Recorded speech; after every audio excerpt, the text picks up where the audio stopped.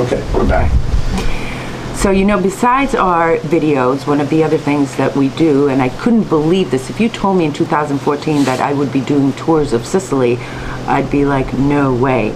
But we do tours of Sicily, and one of the most rewarding things for me, you know, there are many, and seeing people go wow and ooh, and their eyes pop open when they see the beautiful views. Really, Sicily is an outdoor museum. One of the most gratifying things is when a person of Sicilian descent goes to their ancestral hometown for the very first time, and to see the reaction, the physical feelings, the tears, the burst of emotion that happens when someone first steps into maybe the church that their grandparents were baptized, into maybe the cemetery their grandfather or someone, aunt or someone was buried in. It's an experience that I urge anyone with a Sicilian descent to try.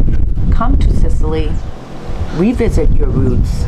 It's something you'll never forget, because Sicily has a way of grabbing you, and look at me since 2014, really grabbing you, grabbing your attention, and grabbing your love. So try it.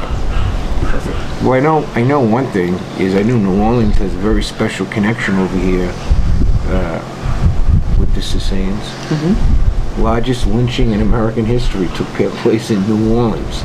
The largest lynching in American history was of Sicilian fishermen in New Orleans back in the 19th century. A lot of corruption over there.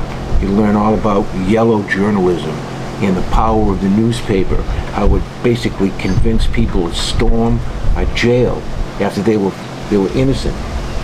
They were found innocent and lynched them, which led forth to many copycats.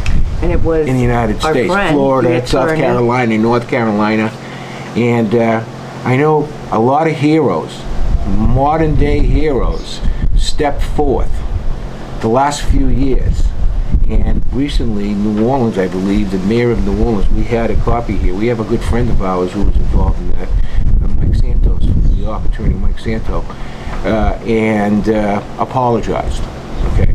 And it was just an unbelievable thing to get an apology after all the discriminatory practices that have taken place against Sicilian Americans, okay?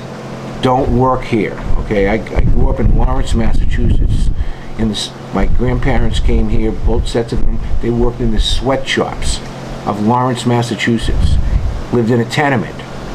And after all the institutional discrimination that took place, to get an apology from it's just an amazing thing. I'm going to do this because